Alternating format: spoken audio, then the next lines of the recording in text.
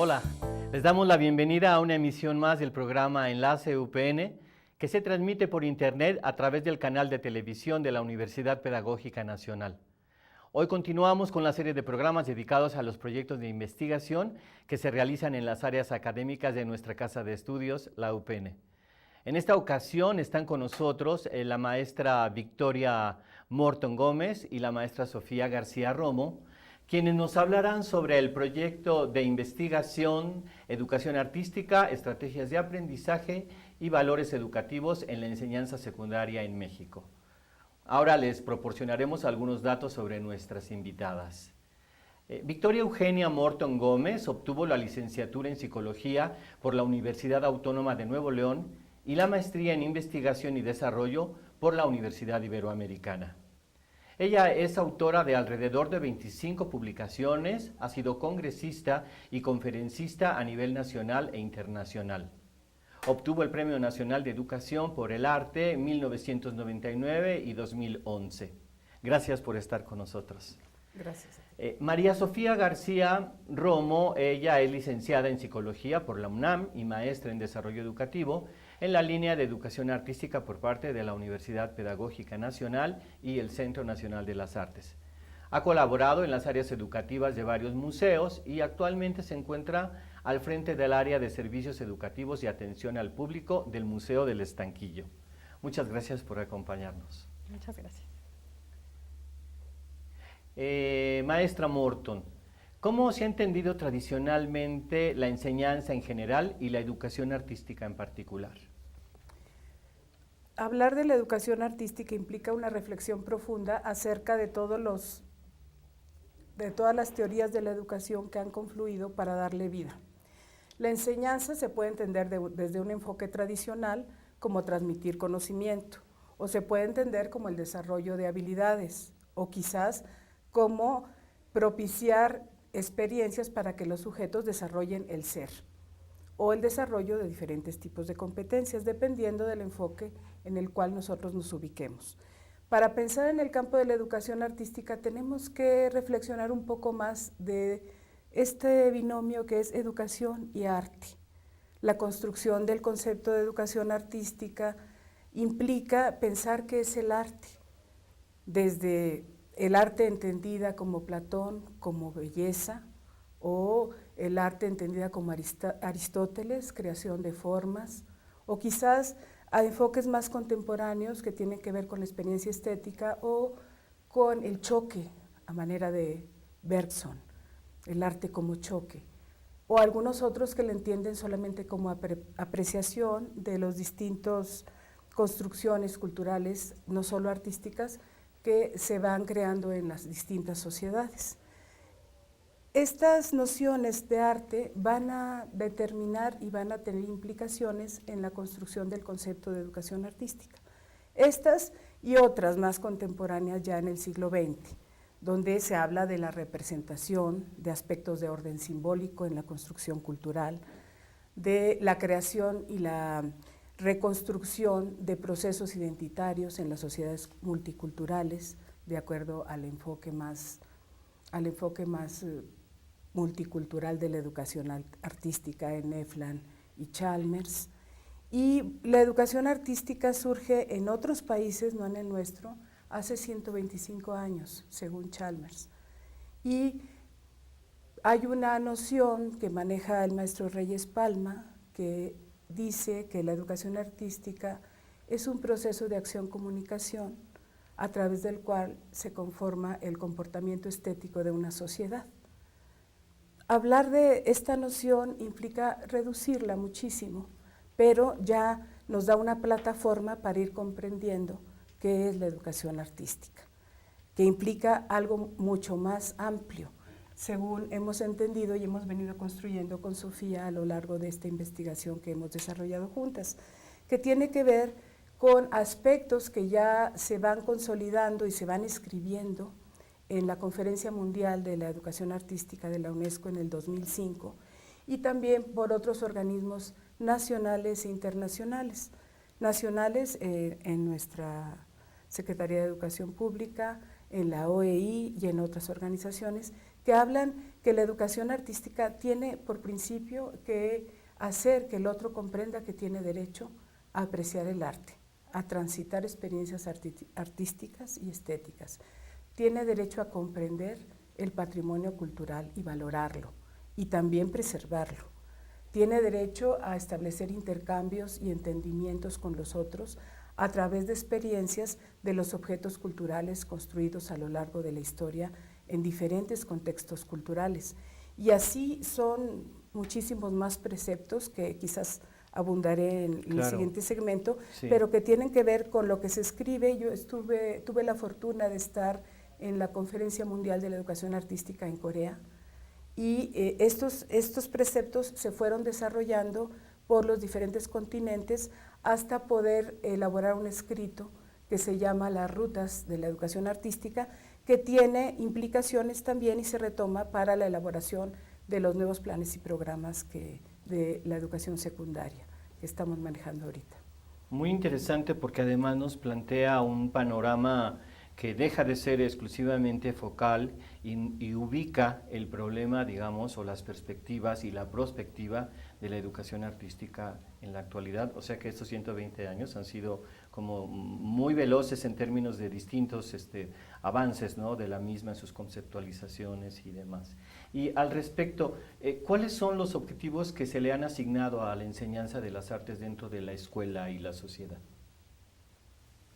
Bueno, los objetivos han sido, por una parte sí, dar a los chicos precisamente todas estas capacidades, habilidades, competencias para poder, siguiendo con este documento de las rutas de la educación, realmente concebir el patrimonio que ellos tienen, entendiendo patrimonio el arte, básicamente, cada una de las disciplinas, y todo lo que se desarrolla. Entonces es precisamente darles estas herramientas para que ellos se sientan parte de esto, aprendan a valorarlo y realmente establezcan diálogos. Estos diálogos que permiten una interpretación de lo que están viviendo actualmente, de lo que se hizo anteriormente, y bueno, también plantearse, digamos, un posible futuro, ¿no?, que es precisamente un poco la construcción del ser y del ser con los otros, ¿no? Entonces es precisamente ir entablando pues diálogos y crear construcciones. Un poco lo que habla Cole sobre precisamente los artefactos terciarios, ¿no?, que son el arte justamente como esta mediación, visión precisamente del ser, de él mismo, en relación con su entorno, con los demás. Y así como en esta perspectiva histórica que se ha planteado muy rápido, ¿qué deficiencias podemos decir que han sido evidentes en los métodos que se han utilizado para la enseñanza de las artes? Bien, volviendo a esta cuestión de qué es la educación artística, una de las problemáticas principales es la concepción de lo que es la educación artística. Los énfasis que se van poniendo en las prácticas educativas y prácticas de enseñanza provenientes de esta noción un tanto cerrada. Si cierras esta concepción de educación artística, puedes dedicar estas prácticas educativas a desarrollar la sensibilidad o solo la apreciación o hacer catarsis emocionales. Pero yo creo que la educación artística requiere prácticas mucho más integrales para poder abatir estas deficiencias, que toquen no solo el terreno de la sensibilidad, sino también el terreno del desarrollo de la imaginación, de la creatividad, que toquen también aspectos de la conformación de la identidad, de la autovaloración y de esta construcción de futuro a partir de una toma de conciencia de lo que se es como grupo cultural y como persona para poder desarrollar otros aspectos. Las deficiencias entonces estarían en pensar que únicamente uno de los aspectos que se tienen que tocar en los programas de educación artística es el que se debe privilegiar, como ocurre en la historia de la construcción de la educación artística, que en algunos momentos, como en la Edad Media, lo que importaba era imitar al maestro. Creo que no está mal, En otro momento lo importante era lo lúdico, el juego. Tampoco está mal, con Huizinga, ¿no? Tampoco estaría errático que nosotros trabajáramos una serie de experiencias para transitar experiencias estético-afectivas. Sin embargo, el problema está en hacer un sesgo y únicamente trabajar alguna de estas cuestiones. Y ese es el grave problema, el no tener claro si es desarrollo de la sensibilidad, si es la utilización del arte para el desarrollo de la autoestima o estas cuestiones. Y esto nos lleva a pensar en aspectos que tienen que ver con las diferentes tendencias de la educación artística. Voy a centrarme en la educación básica, no domino educación superior. Sí. Tiene que ver con las tendencias en educación artística. Algunas se centran en el currículum, ¿sí? A otras tienen que ver con el enfoque de educación por el arte, educación a través del arte y educación en las artes. Son tres grandes enfoques. Y no sé si me permites abundar o tienes otra pregunta al respecto, pero sí quisiera enfatizar que en educación secundaria más se maneja en educación en las artes, en que el estudiante se encuentre en contacto directo con los lenguajes artísticos, que son música, danza, teatro y artes visuales, para poder desarrollar una serie de destrezas, habilidades y conocimiento de ciertas técnicas que le permitan desenvolverse en alguna de estas disciplinas. Sí. Educación por el arte tiene una orientación un tanto más filosófica y lo desarrolla Herbert Read para desarrollar una educación estética en una sociedad, dice él, democrática y enaltecedora. Y va a otras cuestiones que van más allá de lo artístico, va a cuestiones de orden estético. Sí. Y la educación a través de las artes creo que es la que más hemos utilizado, porque tomamos objetos artísticos para desarrollar otras cuestiones que tienen que ver con el campo de las emociones, con el desarrollo de la imaginación, incluso con el manejo del cuerpo, ¿no? Sí. Que eso ya son cuestiones más recientes, donde el cuerpo tiene un lugar central. Bien, yo creo que esto último es muy importante, bueno, porque no solamente el tema de la educación artística en sí es objeto solamente de una conversación profunda, pero digamos que en cuanto a lo que sería el marco de referencia desde el cual ustedes nos posibilitarían ver lo que han hecho, bajo qué concepciones, con qué metodología y demás. Entonces, en ese sentido, les preguntaría quiénes son los destinatarios de los estudios, las exploraciones que se hacen en el campo de la educación artística. Principalmente son alumnos de secundaria, trabajamos con primero, segundo y tercero y los profesores, pero quiero platicarte que tenemos como dos investigaciones, digamos, por eso está un poco, Sofía también trabaja. Secundaria es muy amplia la investigación, digo, de hecho tiene 500 páginas el informe final, Sí. Porque es un momento muy importante donde podemos involucrarnos profesores y alumnos de la maestría en desarrollo educativo, de la línea de educación artística, en este caso con Sofía, para poder ir desarrollando la investigación. Y este trabajo lo hicimos con apoyo del Consejo Nacional para la Cultura y las Artes y del INBA. Se obtuvo un premio aquí, yo obtuve un premio, Sí, y tuvimos un financiamiento, y entonces decidimos trabajar juntas para que Sofía desarrollara su tesis de grado. Bien.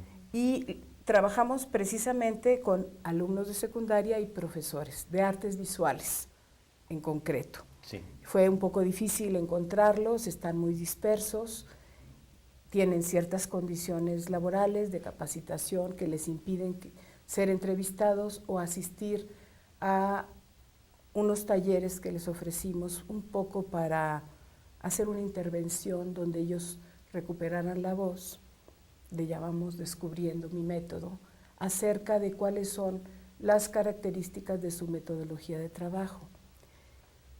Estos fueron los sujetos, pero para que se entienda un poco mejor la investigación tuvo varias etapas. La primera etapa fue localizar 2 escuelas secundarias, basándonos en una muestra de juicio, una escuela considerada una buena escuela por la comunidad, que era la ANEX, bueno, ya voy a decir cuál era, pero la anexa Sí. a la normal, donde tienen todos los recursos, laboratorios, hacen viajes internacionales los muchachos, unas muy buenas condiciones de trabajo, y abordamos ahí a 2 profesores de educación en artes visuales, educación artística. Y otra escuela considerada como de no tan buen nivel, donde los niños, bueno, son hijos de padres que viven en zonas marginales, acá en el Ajusco.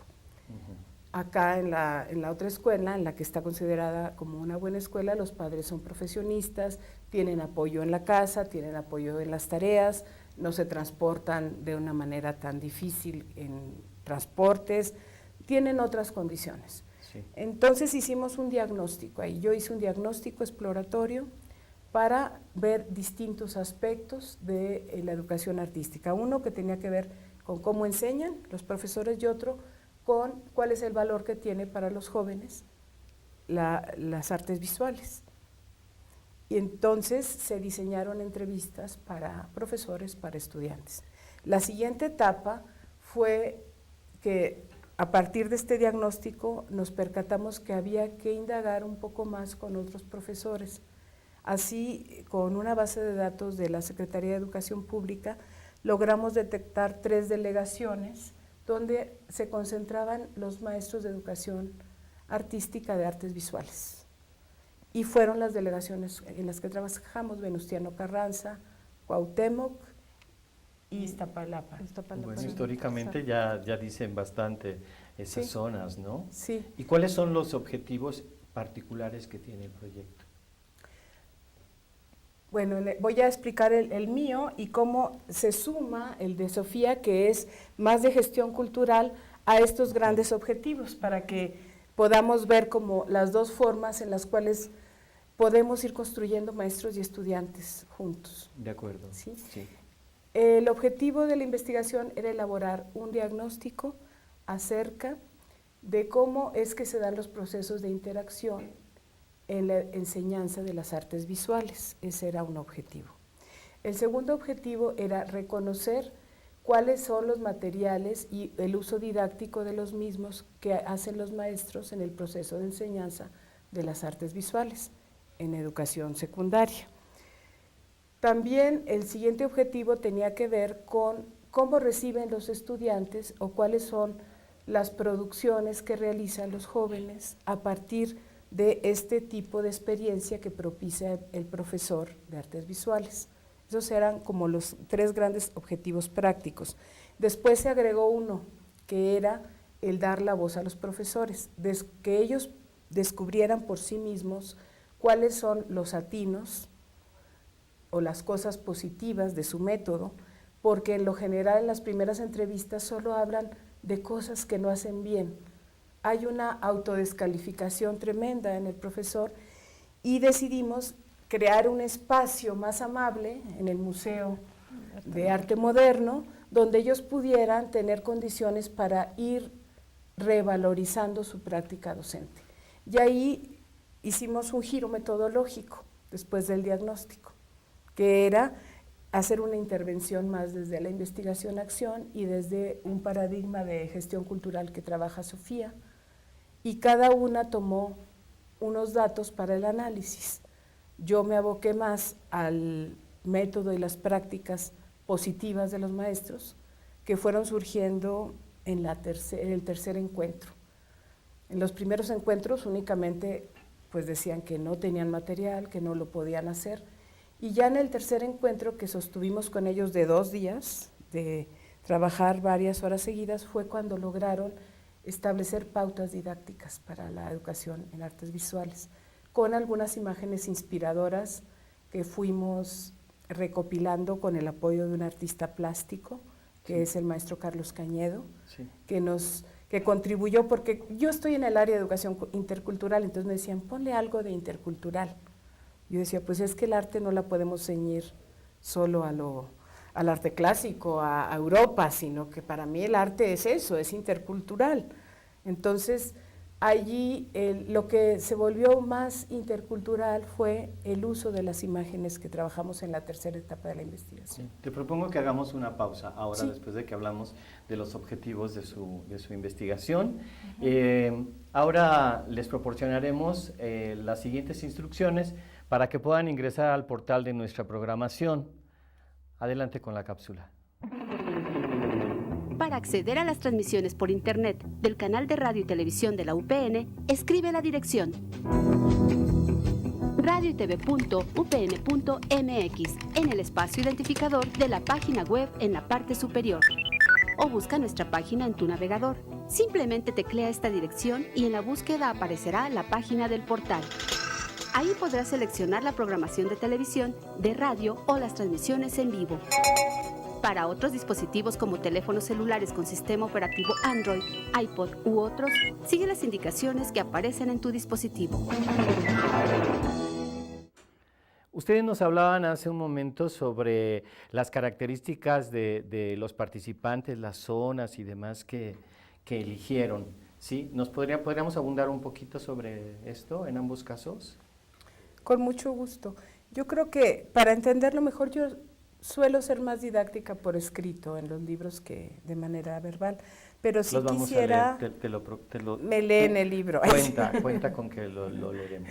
Pero sí quisiera decir que después de esta etapa que yo la inicié, la hice por un año, se involucra Sofía con su tesis, con su proyecto de investigación, y de este proyecto se van derivando otros objetivos que me gustaría que ella los comentara porque los realizó ella en su tesis de grado, para poder después explicar un poquito más acerca de las características de nuestra población, que eran los profesores, ¿no? Que sí realmente viven condiciones muy, muy difíciles. Por favor. Sí, bueno, los profesores con los que trabajé en mi proyecto de investigación, principalmente la idea era que ellos utilizaran la gestión cultural como una herramienta para fortalecer el vínculo entre el Museo de Arte y la escuela secundaria. Precisamente por eso se trabajó con maestros de artes visuales, para que tuvieran justo esta relación, porque son los que, bueno, en mi experiencia en el trabajo de museo, son los que más llevan a los alumnos a los museos. Entonces, pues bueno, la idea era que ellos retomaran esta herramienta como parte de su práctica y que la retomaran como algo que les pudiera ayudar.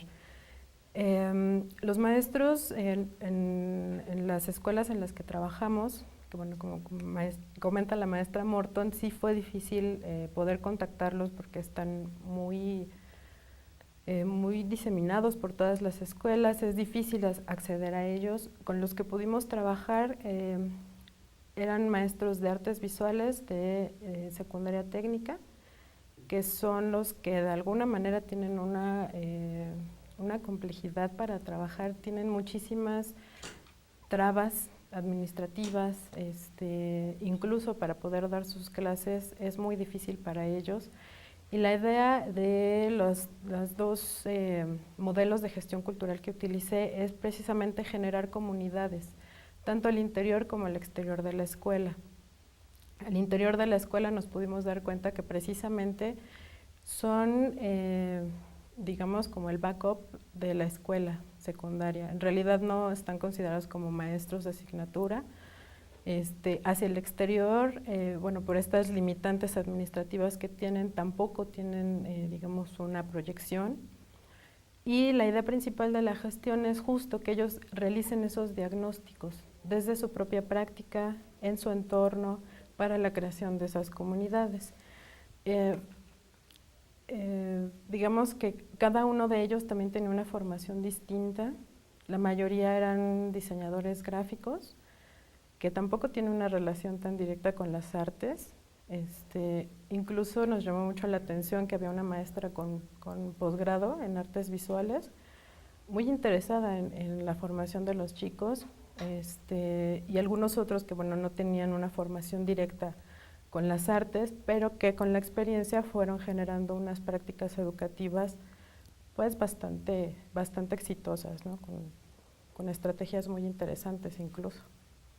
¿Y cuál es la metodología que sirvió de soporte para el desarrollo de la investigación, las investigaciones? Sí. En primer lugar, la primera etapa, la primera parte de la investigación que fue diagnóstica se hizo con una investigación cualitativa, de corte cualitativo, para ir reconstruyendo las prácticas del docente.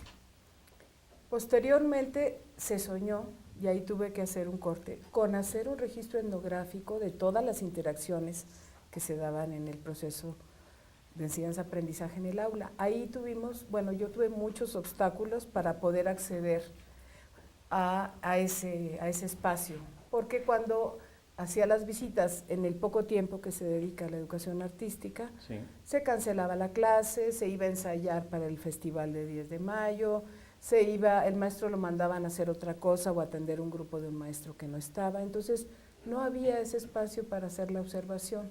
Únicamente logré recabar 2 videos de una actividad con máscaras, donde los niños estaban escuchando los Beatles y entonces estaban relajados y empezaron a hacer la actividad de máscaras con yeso en el rostro de los compañeros y después la pintaban. Eso fue lo único que pude hacer en video por estas dificultades, y ahí yo me dediqué más entonces a profundizar en la historia de vida de los profesores y a analizar otras cuestiones que tienen que ver con cómo es que acceden a los materiales didácticos, de dónde los obtienen y cuál es el uso que se realiza. Y decidí establecer una intervención inspiradora, le llamaba yo, que era el ofrecerles algunas de las imágenes que les queremos presentar en la siguiente parte del programa, ¿Sí? que tiene que ver con imágenes que tenían ciertos criterios de selección, para que ellos a través de estas imágenes lograran ir descubriendo cómo las utilizarían, en qué bloque del plan y programa, cuál serían los aspectos que destacarían en cuanto a la contextualización de la obra, cómo harían que el alumno transitara un aspecto de apreciación que lograra tocar la interioridad y ver aspectos de orden emocional y también desplegar cuestiones de interpretación y de comprensión más profundas que tenían que ver con la interpretación de la obra misma y con el desarrollo de la imaginación, que es una parte que le llamamos rutas de la imaginación. Y ahí fue donde decidimos, Sofía y yo, trabajar juntas. Yo abordando esta parte de descubriendo el método con estas imágenes, Sofía elaborando un taller de gestión cultural que se trabajó en el Museo de Arte Moderno. Yo recopilaba datos para mis aspectos de mi investigación y Sofía daba el taller con los maestros y los comprometíamos a su vez a otro encuentro importante para desarrollar un material didáctico donde ellos se dieran cuenta de todas las posibilidades que ellos tienen y de los atinos que tienen en su trabajo en la enseñanza de las artes plásticas y visuales. Bien. ¿Y cuáles son los resultados que ustedes obtuvieron? Bueno, desde el taller que realizamos con ellos y desde la visión de la gestión cultural, lo que sí, y bueno, la relación con el museo, ¿no?, que era como una parte importante de mi investigación, es que realmente los maestros sí utilizan el museo, sí es un recurso didáctico dentro de toda esta práctica educativa que desarrollan a lo largo de los años, sí lo utilizan, pero existen recursos que incluso ellos tienen muy a la mano y que no les son significativos porque no tienen, digamos, la forma o no tienen el procedimiento como para llegar a ese fin. Incluso no los toman como algo importante dentro de su práctica. ¿Porque los desconocen? Sí, una cosa, bueno, los conocen, pero desconocen los procedimientos, que es una idea… Conocen la cosa en sí. Exactamente, ¿no? pero no ya cómo su nivel, acercarse. digamos así, de artefacto secundario como para qué y qué posibilidades hay explorarlo, eso no. Eso no, exactamente. Entonces era la gestión cultural, justo eso es lo que hace. Te da la posibilidad de ver con qué recursos tú cuentas y de qué manera los puedes apropiar y generar estas comunidades compartidas de conocimiento, que es como algo interesante. Al final sí crearon a través de la gestión cultural estas comunidades de conocimientos compartidos, porque ellos mismos empezaron a generar sus propias estrategias, a generar pares, ¿no? Trabajo en equipo, incluso ellos mismos plantearon la posibilidad de decir a su jefe de enseñanza, darle como esta otra opción de capacitación al inicio de año, ir a los museos, ¿no? Y ver qué era lo que estaba pasando ahí, que les dieran igualmente el taller de gestión cultural. En fin, ellos sí se apropiaron, sí se empoderaron también, que era uno de los objetivos. La gestión cultural, al inicio se hace un diagnóstico, no nada más de los recursos, sino de tu situación como gestión cultural, como gestor cultural, perdón. Entonces, cuando tú ya te ubicas y te reconoces como gestión cultural y ves en qué parte de todo el sistema tú estás accionando, es más fácil para ti poder moverte tanto a nivel exterior como a nivel interior en la comunidad en la que estés. Entonces ellos ya con esta figura de gestor cultural,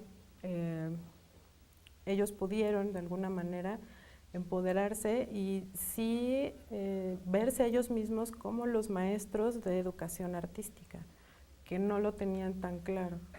Ya viendo, digamos, el lugar en el que ocupan en todo este marco de la educación artística en México, viendo ya su lugar, a ellos mismos reconocieron la importancia que tienen dentro de la escuela y en la formación con los chicos. Entonces, fueron resultados muy positivos, algunos, bueno, no tanto, ¿no? Todavía hace falta fortalecer este vínculo entre el museo y la escuela, porque no son los únicos maestros que asisten, entonces ahí habría que hacer también alguna otra investigación, alguna otra intervención, pero sí, los resultados fueron muy, muy positivos. Y dime, sí. Yo sí quería abundar un poco. Uno como investigador pretende encontrar y hacer ciertas cosas que no siempre suceden en la realidad. Y qué bueno, porque me parece que esos son los mejores hallazgos.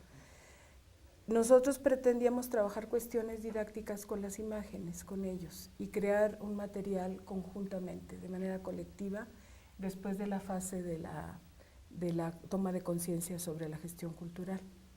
Sin embargo, hubo un momento de varias horas de catarsis donde ellos hablaban de todo lo negativo, y eso yo pienso que tiene que ver con esa forma silenciada y de descalificación que se tiene del artista y del maestro de educación artística. Y de quien interacciona con él. Y de quien interacciona con él. Entonces, hubo un momento como de no hacemos nada, somos como, decían ellos, somos como el Ministerio Público. Nos llegan todos los problemas de los niños, les quitamos armas, no nos dejan usar gubias, no podemos usar materiales, somos como, esa identidad de somos el Ministerio Público, y como que tratamos de abatir problemáticas sociales graves como la violencia o como otras situaciones que se están desencadenando en la sociedad, fue un hallazgo muy importante para que ya sabíamos, pero que lo interesante es que ellos logren decirlo y en el momento en que lo dicen pasar a otra instancia, pasar a, como dice Sofía, empoderarse, a darse una nueva calificación como maestros de educación artística y centrarse en aspectos del campo que van a desarrollar en su enseñanza, en cuestiones de la línea, la forma, la composición, en reflexionar sobre qué tipo de materiales utilizan. Ellos descubren que solo utilizan materiales impresos y un poco la computadora para PowerPoint, y después descubren esta posibilidad que les da el museo y lo piden a los jefes de enseñanza. Y después se van como involucrando en cuestiones ya del uso de la imagen que nosotros les vamos proponiendo. Desde una imagen que es los estarcidos, que es una imagen anónima de pintura rupestre, hasta imágenes más figurativas como el retrato que les vamos proponiendo. Y es ahí donde empiezan a elaborar, con los magros conocimientos que quizá tienen en artes visuales, algunas fichas más de orden museográfico que Sofía con su especialidad va completando ya en la elaboración del libro didáctico, que fue el producto final del trabajo. Y es ahí donde ellos van delineando que hay que cuidar el uso de la línea, las formas, qué es lo que le da la expresión a la obra plástica en cada caso particular, y se ponen a crear una serie de preguntas que nosotros dimos preguntas detonantes o generadoras, a manera de decir de Freire, para que ellos generaran otras y elaboráramos fases de un material didáctico que les vamos a dar crédito a ellos porque participaron en 2 sesiones intensas de 2 días, donde ya pasaron de ese soy el punching bag, me ponen a hacer telones, a soy el maestro de artes visuales, y es muy importante hacer transitar a los jóvenes por la experiencia en artes visuales con elementos que tengan que ver con esa disciplina.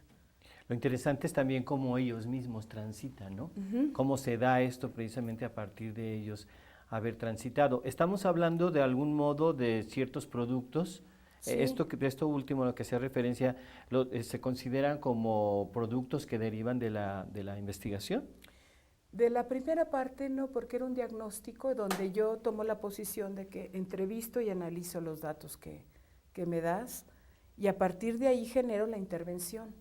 Yo creo que lo más valioso fue la parte de intervención, que es donde ellos toman voz y se van empoderando y dicen, era muy interesante porque decían, es que nunca nos habían hecho esta actividad, nunca habíamos estado en un museo tan bonito y en un salón tan maravilloso haciendo esto y donde importaba lo que nosotros decimos. Y eso a mí me parece terrible para el campo de la formación de docentes en educación artística. Claro. El que te digan que nunca les habían, a maestros de artes visuales, trabajar en un museo, en un taller, es un descubrimiento. Y por eso creo que esta parte es una de las más valiosas, porque lo que pasó aquí, el proceso que se fue generando, fue algo que tenemos que generar en procesos de formación de docentes de arte, que ellos transiten la experiencia. No es posible que un profesor de artes visuales no tenga otros espacios más que un salón de usos múltiples o el patio para poder desarrollar sus actividades. No tenga posibilidad de un intercambio y de se formó una especie de colectividad entre maestros de artes visuales, los que acudieron incluso en fines de semana donde no tienen trabajo. Sí, de asueto, sí, digamos, de asueto, propiamente. y ellos iban al museo a trabajar con nosotras.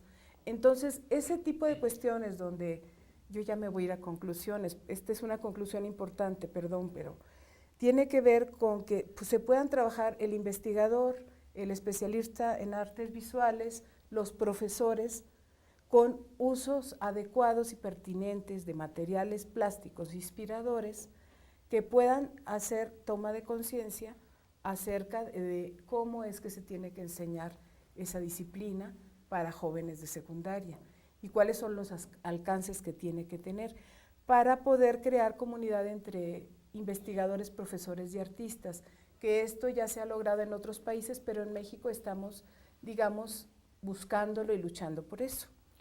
Muy interesante y sobre todo porque ustedes están mostrando una experiencia además en la que además de estos implicados incluye a los estudiantes. Sí. ¿Sí? Entonces, si pudieran, ya nos han hablado un poco, pero que nos abunden un poquito más sobre ciertos aspectos que tienen que ver con el impacto que esto tiene dentro del mismo campo, que los estudiantes se incorporen a los procesos de investigación de este tipo. Claro, cómo no. Los estudiantes de secundaria, bueno, hay todo un capítulo en la investigación acerca de las necesidades de los jóvenes y esta necesidad de construcción de futuro en nuestro país y de lo que les estamos ofreciendo, cuáles son sus necesidades, sus carencias y este sistema tan cerrado que constituye la educación secundaria, donde por lo general se abordan cuestiones de historia del arte en educación plástica, como si fuera la clase de literatura, donde tienen que aprenderse toda la historia, los autores y la obra, sin dejarlos transitar otro tipo de experiencia. Cuando hay maestros tan comprometidos como los que tuvimos la oportunidad de entrevistar, se hace una relación muy particular donde ellos plantean que la educación artística para ellos es un oasis donde pueden dialogar con sus profesores. De hecho, yo escribí un artículo que se llama La educación plástica, un oasis para los jóvenes de secundaria, donde ellos van planteando que es muy importante porque les permiten ser, les permiten crear, les permiten estas cuestiones, desarrollar la imaginación, que son los objetivos de la educación artística.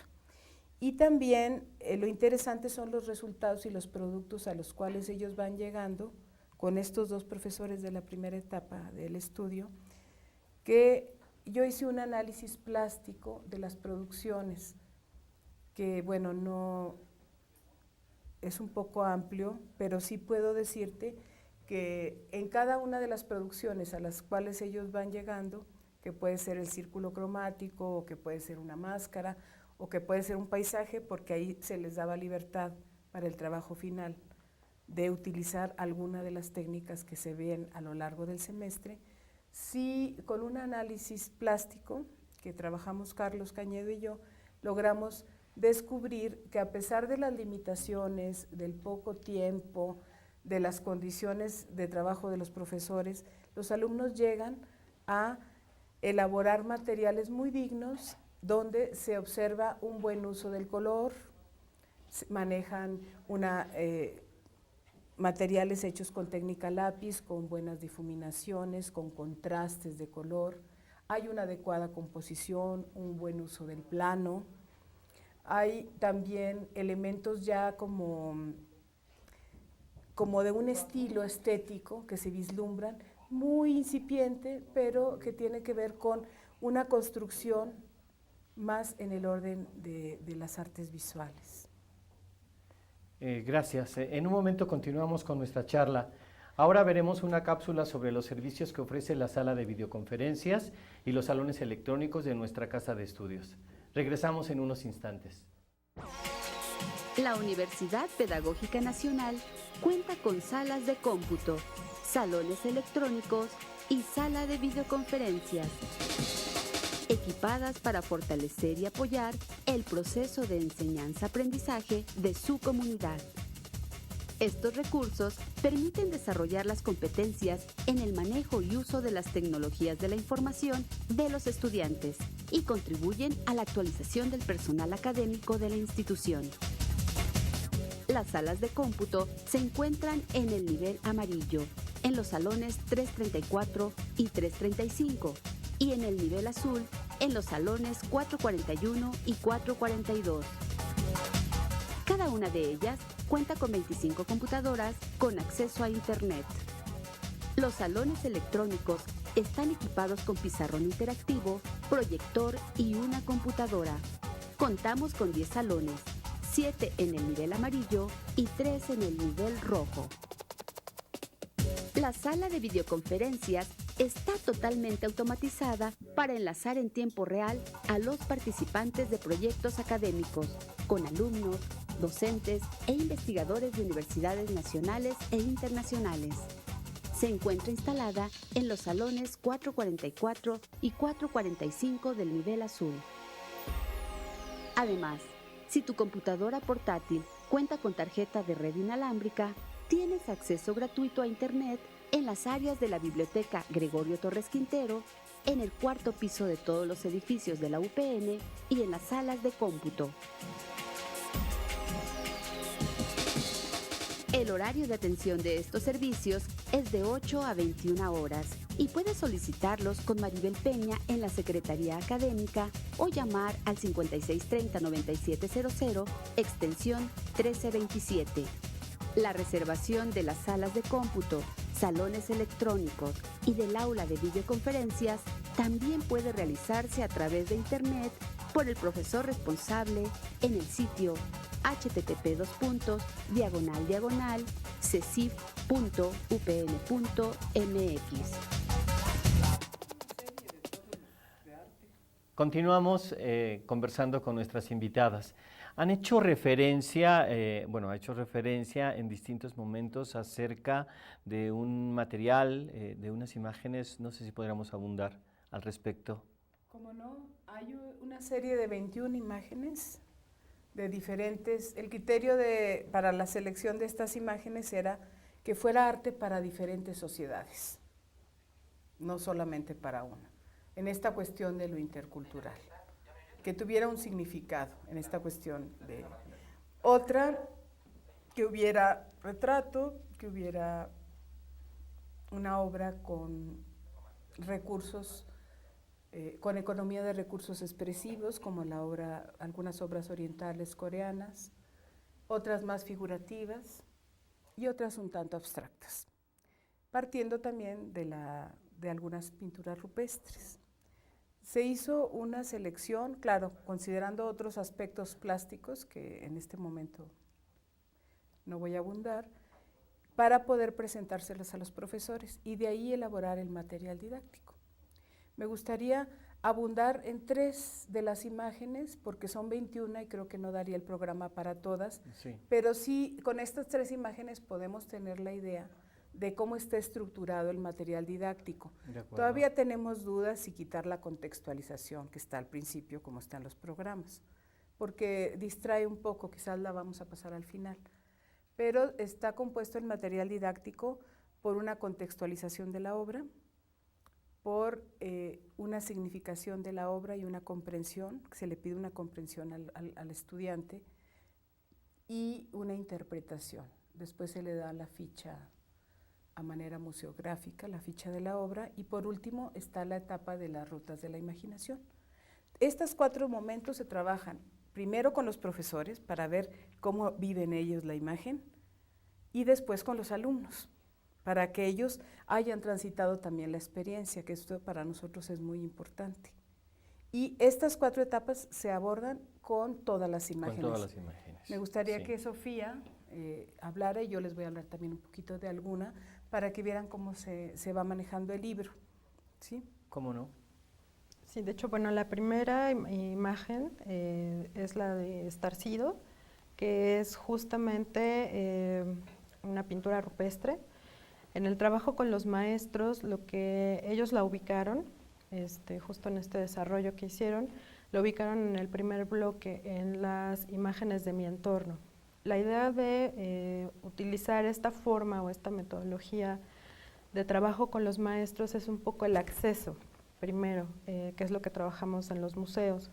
Primero el acceso a la imagen, que tiene que ver con este primer acercamiento de qué es lo que veo a primera instancia de la obra y que me dice todo a través de preguntas, cuestionamientos que realmente vayan creando vínculos, ¿no? Unos de primera instancia. La idea de colocar esta primera imagen es que no tiene realmente, si hablamos de una creación artística, plástica, no tiene elementos plásticos, digamos, no lo es un artista. Sin embargo, significa muchísimas cosas en cuanto a historia del arte, cómo nos comunicamos, cómo documentamos la historia de la humanidad. Entonces tiene que ir más este contenido visual hacia esta reflexión, ¿no? ¿Cómo es el arte? ¿Por qué es arte? ¿Por qué no es arte? ¿Qué relación tiene el arte conmigo? Y bueno, finalmente van transitando por estos cuatro núcleos hasta el final, en donde ellos, que es las rutas de la imaginación, ya crean una interpretación propia. Generalmente la metodología que utilizamos en los museos, que es la de la interpretación y mediación, justamente son estos 4 pasos. Primero es el acercamiento, que es lo primero que ves. Después trabajamos con los elementos formales de la obra, que finalmente son los contenidos plásticos, técnica, materiales, etcétera. Después nos vamos un poquito más a los contenidos culturales, que tendría que ver con el artista, en qué momento fue hecho, para qué fue hecho, ¿no? Como toda esta cuestión de por qué el arte, por qué esa pieza, ¿no? Y al final, con toda esta información, a través de preguntas, entonces ya el público puede, que bueno, en este caso fueron los maestros, puede generar interpretaciones del primer, digamos, del primer encuentro, a través del diálogo, hasta generar ellos su propia idea o interpretación de lo que vieron. Entonces, esta primera obra de Estarcidos fue una con la que ellos iniciaron justamente y que ubicaron dentro de los primeros bloques del plan de estudios. La siguiente, que no sé si la podemos ver, es la de Jones, se llama Del 0 al 9.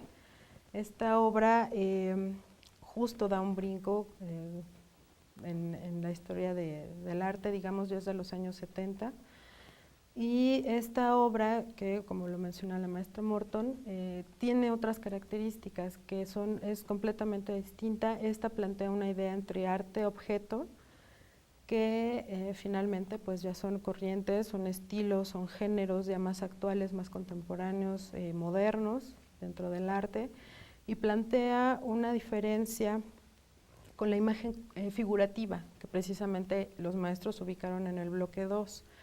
La imagen figurativa es lo que yo conozco, lo veo tal cual en la imagen. Esta no, esta es abstracta, ¿sí? De alguna manera. Son los números del 0 al 9 superpuestos con punto, línea y muchísimos colores. La idea de esta es también hacer diferencias. No nada más es figurativo y la imagen tal cual. Ellos lo que estaban mencionando es que justo en la diferencia puedes definir algún término, ¿no? Digamos con su antónimo. Entonces, esta otra imagen también se eligió justo porque rompe con los paradigmas clásicos que venimos viendo desde el primer bloque, con la historia del arte, digamos, por llamarlo así, el arte clásico, ¿no? Y cómo se va transformando. Y justo esta obra nos plantea estos rompimientos, estos quiebres, que tanto en la historia del arte como, digamos, pues en la historia de cada quien, hay rompimientos en donde los paradigmas y las formas de pensar cambian. Y lo mismo, ellos van generando sus propias interpretaciones a partir de esto, y la metodología justo facilita que ellos noten, que hagan evidentes estos cambios, ¿no? Y entonces ya el arte significa otra cosa y puede tener un impacto y una trascendencia muy distinta para los alumnos, ¿no? Y digamos que la parte importante de todo esto es que el maestro primero, como lo mencionaba la maestra Morton, transita por toda esta experiencia, Sí, sin duda, ¿no? Que facilita muchísimo ya cuando están trabajando con los chicos en el aula con estas obras, incluso sus propios cuestionamientos, esta propia experiencia que él tuvo al enfrentarse con la obra va a enriquecer incluso el diálogo que ellos puedan establecer también, ¿no? Los chicos. Bueno, creo que esto nos devuelve al asunto de como lo que pueden concluir sobre los proyectos que ustedes realizaron. Claro. Estuve pensando yo mucho cuando me invitaron al programa, lo cual no agradecí al inicio y lo agradezco antes y ahora, sobre por qué utilizamos esas imágenes y cómo las fuimos seleccionando. Generalmente a los maestros se les dice qué deben de hacer, pero no cómo lo deben de hacer, ni con qué lo van a hacer. Creo que algo que se desprende de esta investigación que es muy importante es seguir caminando juntos, como en algún momento nos encontramos contigo en algunos proyectos, Rubén. Sí. Seguir caminando juntos en la construcción de estos espacios de formación de maestros donde se pueda batir esta voz silenciada, se pueda recuperar la voz de los maestros para descubrir los métodos de trabajo, pero también auxiliarlos, no dejarlos solos. Que una conclusión es trabajar conjuntamente artistas con maestros e investigadores, crear colectividades donde no haya un trabajo de una sola disciplina, sino trabajo interdisciplinario entre las ciencias y las artes, como complementariedad, como fue en un momento de la historia que no estaban separadas del todo hasta que surgen las academias. Otra cosa importante es generar espacios donde los profesores y alumnos transiten experiencias estético-afectivas para poder entonces ayudar a que los demás lo hagan. Otro elemento importante es generar convenios con organizaciones nacionales e internacionales para poder potencializar el trabajo que se hace en cortito, en pequeño, en una escuela, hacia otro tipo de comunidad donde se pueda realmente potencializar el trabajo de la educación artística hacia aspectos de valores, ya sea, por eso se llama valores educativos, Sí. que tienen que ver con el desarrollo de valores estéticos y también de la construcción del ser, en este caso. Abrir diferentes líneas de trabajo que permitan desarrollar distintas vertientes de investigación que puedan abordar y puedan atender a otros sujetos y actores sociales en el trabajo de la construcción del campo de la educación artística. Y en el caso de los profesores, sí generar acciones de gestión donde se les otorgue el lugar que les corresponde a todos ellos, no solo a los de artes visuales, sino de las otras disciplinas, como gente que va a formar a los futuros jóvenes en cosas que van más allá de cuestiones manuales, como se ha venido trabajando. Descubrir aspectos de orden ideológico que están incidiendo en la educación artística y que de alguna manera logramos descubrir en esta investigación para poder también posicionarnos en una línea sólida de investigación.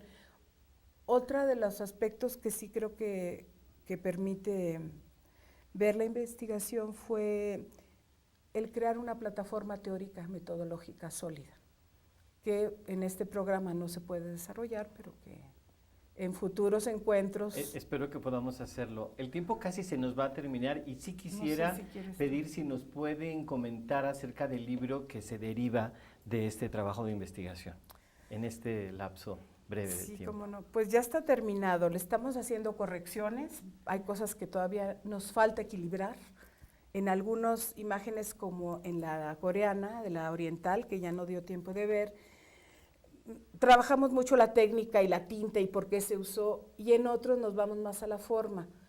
Tuvo que ver con aspectos históricos que encontramos. Esa es la parte que estamos equilibrando del libro, pero ya está concluido y esperamos que salga muy pronto con el apoyo que obtuvimos del CONACULTA. Que pensamos que es un material que tenemos, otra conclusión es tenemos que aplicarlo, ver cómo funciona, hacer otra etapa de intervención con ese material para poder ver qué resultados se pueden obtener. Un poco en esta línea de que tiene que ser todo ordenado y temático y por momento histórico, que fue lo que no hicimos, sino era de choque, un poco más contemporáneo, a manera de Ferguson, ¿sí? En el sentido de que son muy disímiles las obras, entonces a lo mejor los maestros de entrada van a tener así un poco de… Lo importante es estar con ellos, tal y como ustedes lo han planteado. Queremos agradecerles su presencia, el tiempo se nos ha terminado, estaremos al pendiente de la publicación, espero que nos la vengas a comentar. ¿Cómo no? Sí, será un placer. Muchas gracias por habernos acompañado en esta ocasión. También les agradecemos a ustedes por su interés en esta emisión y les recordamos que pueden vernos en la página de internet http://radioytv.upn.mx. Además, estamos recibiendo sus comentarios en nuestra página de Facebook y en nuestra cuenta de Twitter. Yo soy Rubén Castillo, muchas gracias y nos vemos la próxima.